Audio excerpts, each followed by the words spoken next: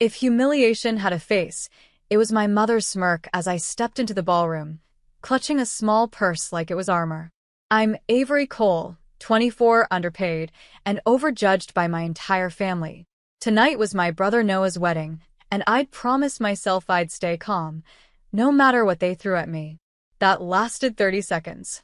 Before we begin, drop a comment and tell us where are you from and from which city you're watching our videos?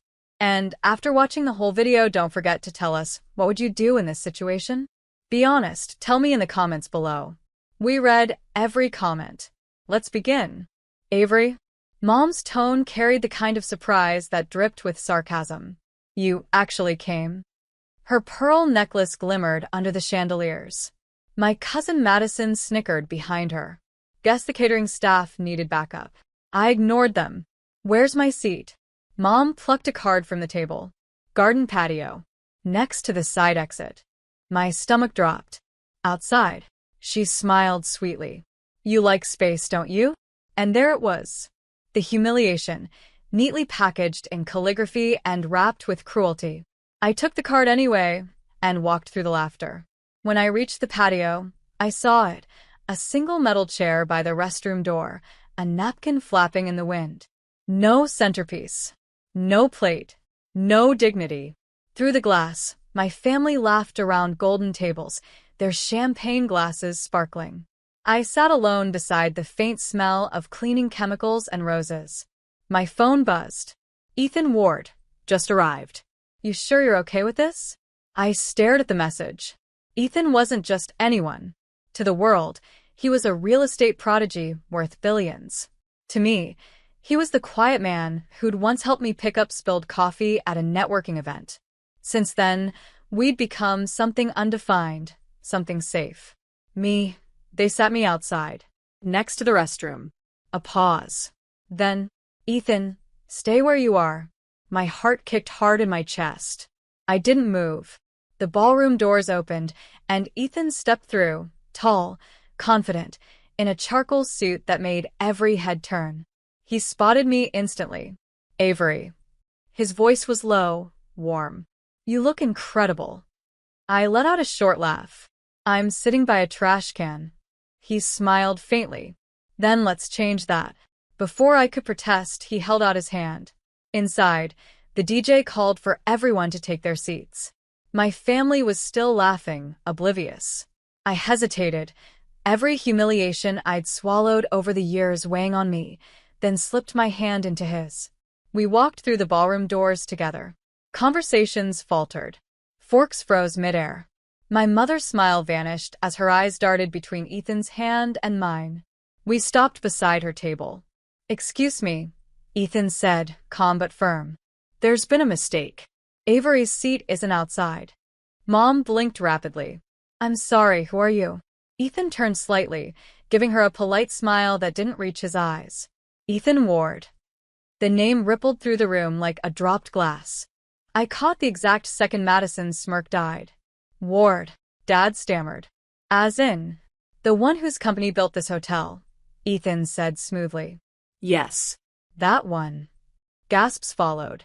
People started whispering. Cameras discreetly lifted. My cheeks burned, but not from shame this time. Ethan tightened his grip around my hand. I came to see Avery, but I didn't expect her to be seated near the facilities. The silence stretched. My mother tried to laugh it off. Oh, that must be a mix-up. We just thought she'd prefer quiet. Ethan tilted his head. Quiet. He looked directly at her. Or hidden. The air went razor-sharp. I could see the panic flicker in my parents' eyes, the realization of who they had just humiliated. Ethan finally smiled. Avery, shall we? I nodded, heart pounding. We turned and walked out together.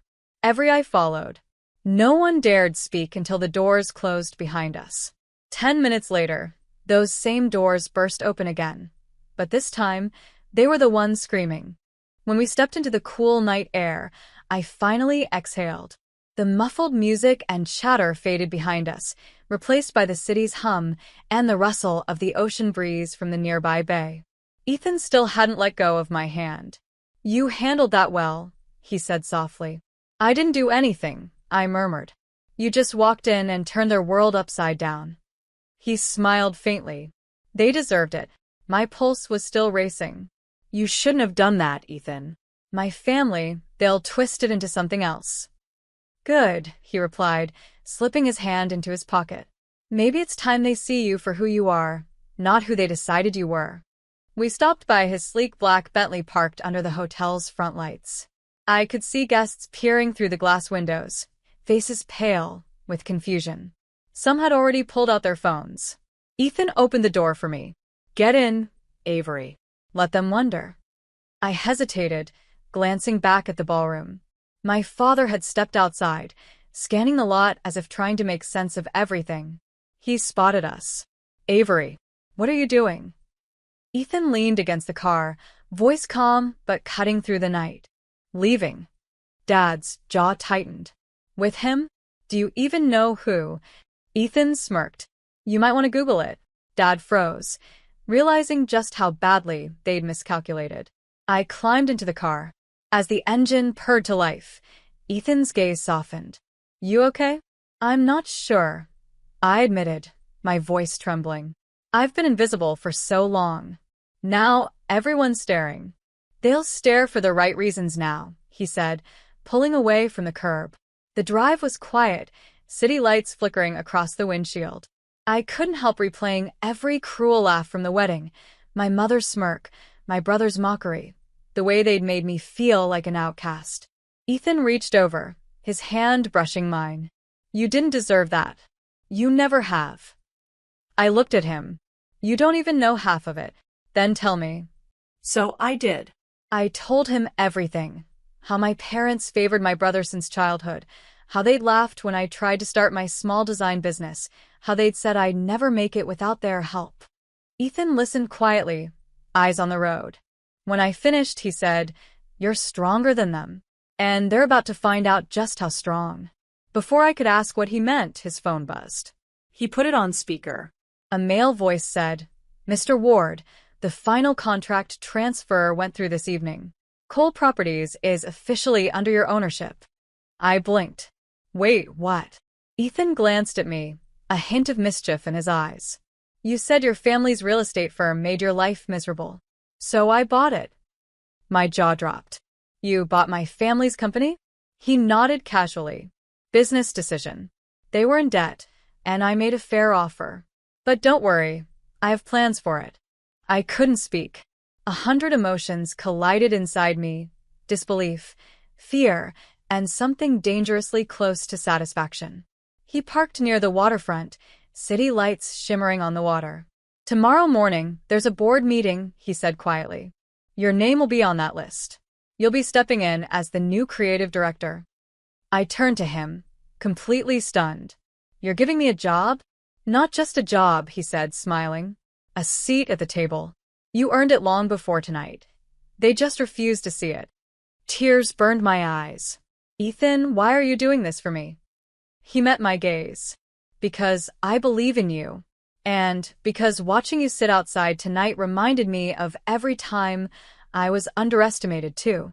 I bit my lip, the weight of the moment sinking in. They're going to lose their minds when they find out. He chuckled softly. Oh, they already have. I got 5 missed calls from your mother before we left the parking lot. That made me laugh, really laugh, for the first time that night. Ethan leaned back, looking out at the skyline. You deserve peace, Avery. But if revenge helps you get there, maybe that's okay too.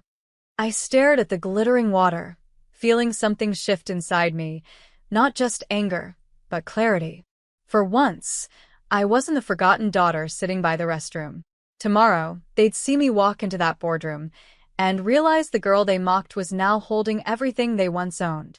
I smiled faintly, whispering to myself, let them scream. The next morning, I woke to the sound of my phone buzzing relentlessly.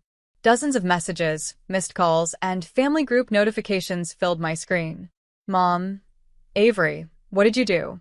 Dad, you embarrassed us in front of everyone. Noah, you're unbelievable. Stay out of family matters. I scrolled through them in silence, the sunlight spilling across my apartment floor. Their panic almost felt musical. Ethan's name flashed next. Ready. He was already downstairs waiting in the Bentley. When I stepped out, the breeze tugged at my hair, and for once, I felt light, free. I wore a crisp navy suit, simple jewelry, and confidence that didn't need anyone's permission. As we pulled up to the Cole Properties building, the irony hit me. My last name still gleamed on the tall glass facade. For years, I'd walked past this building feeling small. Today, I was walking in. The security guard nearly choked when he saw Ethan. "Good morning, Mr. Ward," he said quickly. Ethan smiled, resting a hand on my back. "She's with me." Inside, the lobby buzzed with confusion. Employees whispered, phones rang, and people darted between offices. My father's assistant nearly dropped her coffee when she saw me. "Miss Cole, I didn't expect." "You will," I said softly, walking past her. Upstairs, the boardroom doors were already open. My parents, my brother Noah, and half a dozen executives sat around the table, pale, nervous, waiting. Dad rose halfway from his chair, voice sharp. "Avery, this isn't the time. We're in the middle of a meeting." Ethan entered behind me, adjusting his cufflinks. "Good. Then let's begin." The air froze. My mother's face drained of color. You can't just walk in here." "I can," Ethan replied smoothly. "I own the majority of this company now, which means this meeting is mine to run." Murmurs rippled across the table. Noah's expression twisted. "You can't do that. This is our family business." Ethan smiled coolly. "Was. Until your father took too many loans and defaulted. I simply acquired what was already falling apart." Dad's hands slammed against the table. "You think you can waltz in here and—" Ethan cut him off with a glance that could slice steel. "I don't think." "I did. And as my first official action, I'm appointing Avery Cole as creative director effective immediately." Every head turned toward me. Mom's voice shook. "You're joking." Ethan looked at her calmly. "Do I look like I'm joking?" The silence that followed was delicious. I stepped forward, placing my folder on the table. "I've been building design proposals for months," I said, keeping my tone even. "Ideas you all laughed at when I showed you. But those ideas just landed our first collaboration with Ward Enterprises." Ethan nodded. "A multi-million-dollar contract." Noah's jaw dropped. "What?" I looked at him, finally meeting his glare. "That's what I was doing while you were planning a wedding. Working." Mom blinked rapidly, words failing her. "Avery, this is absurd." I leaned closer, my voice quiet but firm. "What's absurd is how you made your own daughter sit outside by a restroom at a family event. What's absurd is how you underestimated me for years." But the funny thing about being underestimated, I smiled faintly, it makes success so much sweeter. Ethan looked at me proudly. "You've earned every bit of this, Avery." I nodded, my heart pounding. "Now, let's talk about restructuring. I think it's time the Cole name stands for something honest." Dad sank into his chair, defeated. "You've destroyed everything." I shook my head slowly. "No. You did that when you made your own family feel disposable." The room fell silent. Even the ticking clock sounded distant. Then Ethan turned to me, his expression softening. "Shall we wrap this up?" I smiled. "Yes. I think we've made our point." We walked out together, leaving the stunned room behind. Outside, the staff stared, whispers following us down the corridor. "That's her. The girl from the wedding. She's with him." Ethan held the elevator door for me. "You handled that perfectly." "I thought I'd be shaking," I admitted, exhaling slowly. "But I feel peaceful." He smiled. "That's what happens when you take your power back." The elevator doors closed, and for a moment, it was just us. Silence, reflection, victory. As the elevator descended, my phone buzzed again. This time, it wasn't anger, it was an apology. "Mom, Avery, we didn't mean to hurt you. Please, let's talk." I stared at the message for a long time.